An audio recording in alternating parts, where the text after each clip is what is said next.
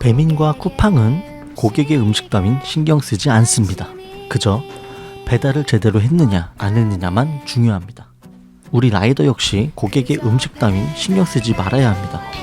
안 그러면 모가지가 날아가기 때문입니다. 배달 시작하고 나서 제 마인드가 바뀌니까 시급도 바뀌었습니다. 최저시급에서 시간당 1-2,000원은 더 나오기 시작했어요. 그 방법에 대해서 알려드립니다. 그리고 이번 영상에선 아니지만 추후 영상에 시급 15,000원 찍는 방법과 더 나아가 시급 20,000원까지 찍는 법을 알려드릴게요. 배달 일을 처음 시작하면서 제 마음가짐은 이랬어요. 5배송 없이 정확하게 하자. 그리고 신속하게 배달하자. 근데요, 이거 현실은 제 마음대로 안 됩니다. 정확한 배달은 집중력으로 컨트롤 되지만 신속 배달에는 변수가 참 많습니다. 신호등, 엘리베이터,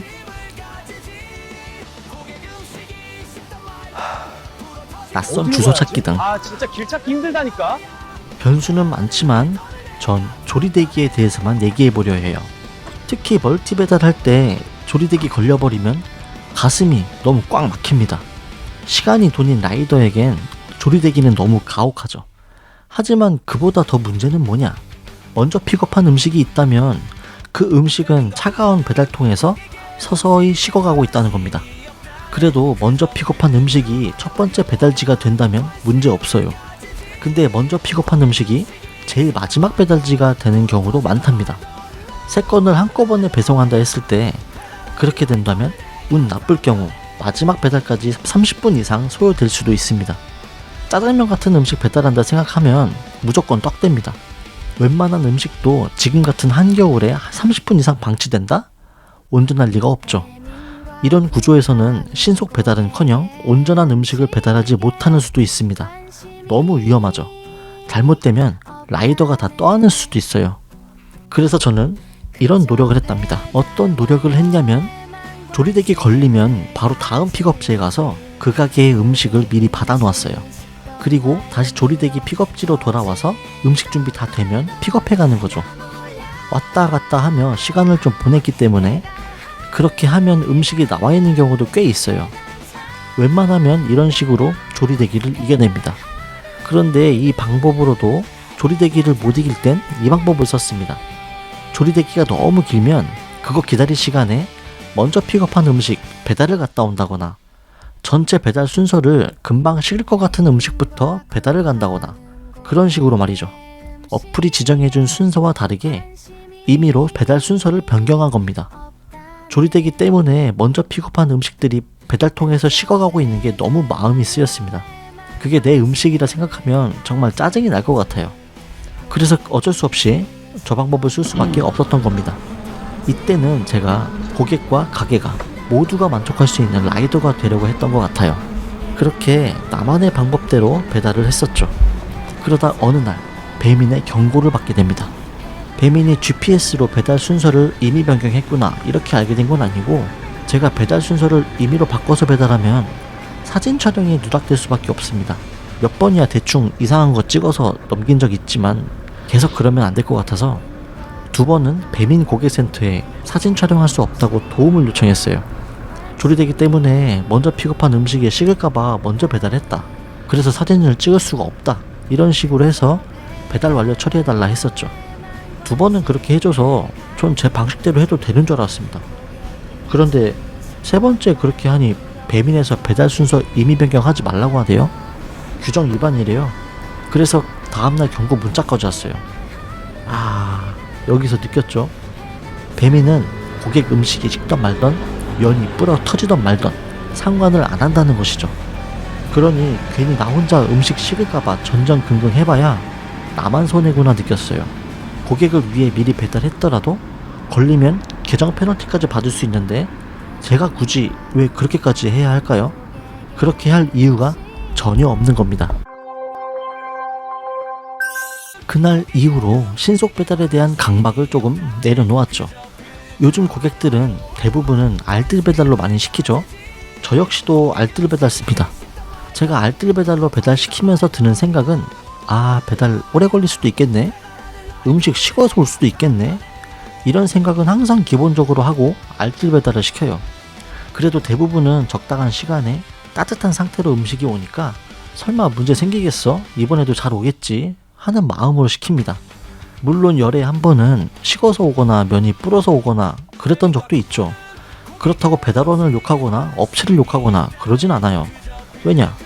내가 알뜰 배달로 시켰기 때문이니까 감수해야 하는 거예요. 아마 대부분의 고객들도 기본적으로 알뜰 배달이 뭔지 알고 시켰을 겁니다.